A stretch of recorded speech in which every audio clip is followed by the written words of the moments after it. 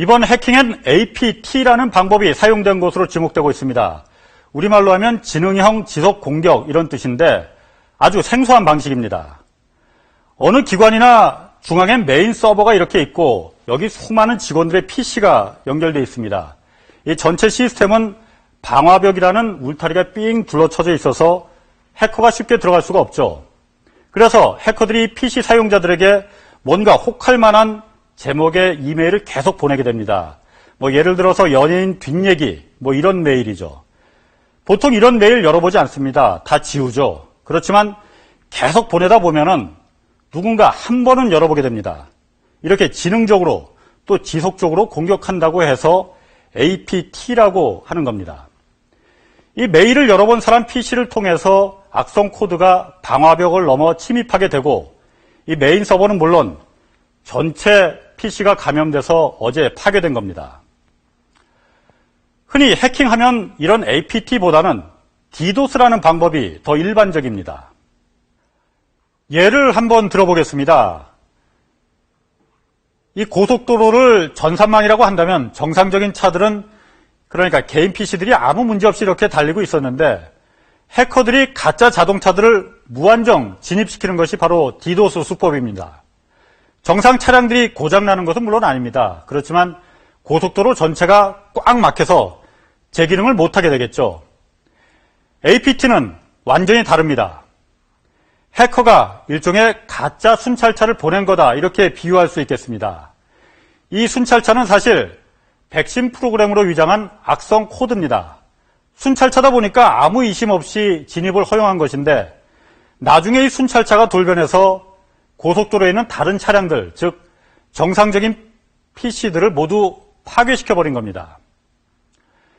이번 APT 해킹은 방송사와 금융사를 목표로 해서 이루어졌습니다.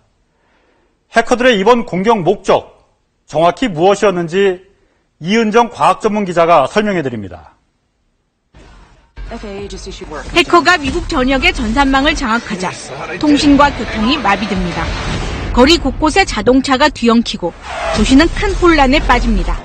이 영화처럼 이번 해킹은 공공시설에 막대한 피해를 입힐 수 있는 고도화된 수준이었습니다. 해킹 수법을 봤을 때 공공기관의 서버를 장악했음이 확실합니다.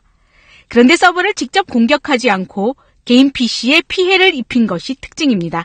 핵심 서버까지 파괴할 수 있는 역량이 이들이 있었음에도 불구하고 그걸 살려놓은 이유는 다음 해킹의 발판으로 이것들을 살려놓지 않았냐라고. 전문가들은 이번 사이버 공격이 대중에게 심리적인 타격을 주려 한 것으로 분석합니다. 공격 대상에 방송사가 포함됐고 공격 사실이 즉각 나타나는 방식으로 진행됐기 때문입니다.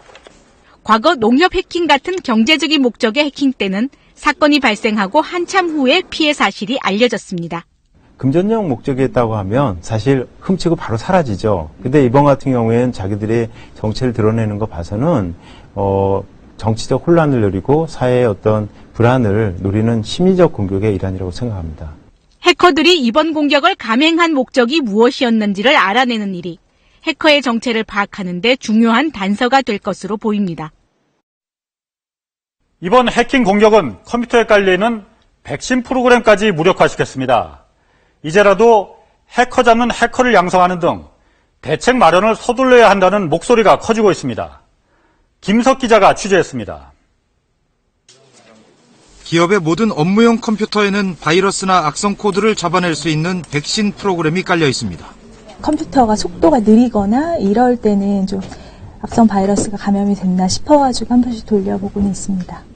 하지만 이번 해킹 공격에서 백신 프로그램은 무용지물이었습니다. 해커 집단이 해당 컴퓨터에 깔려있는 백신 프로그램을 철저히 분석한 뒤 백신에 안 걸리는 신종 악성 코드를 개발해 심었기 때문입니다. 그게 발견이 되면 그 이후에 그 악성 코드들을 분석을 해서 다시 백신 프로그램을 만드는 거죠.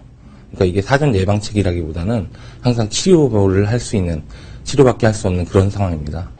나날이 지능화하는 해킹을 막을 가장 좋은 방법은 해커에 맞서 싸우는 착한 해커, 즉 화이트 해커를 양성하는 일. 하지만 현재 국정원과 경찰 등에 근무하는 화이트 해커는 고작 200여 명에 불과합니다.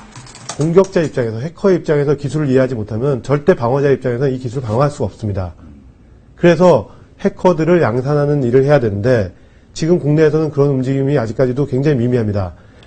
화이트 해커 10만 명을 양성해야 한다는 주장이 설득력을 얻고 있습니다. KBS 뉴스 김석입니다.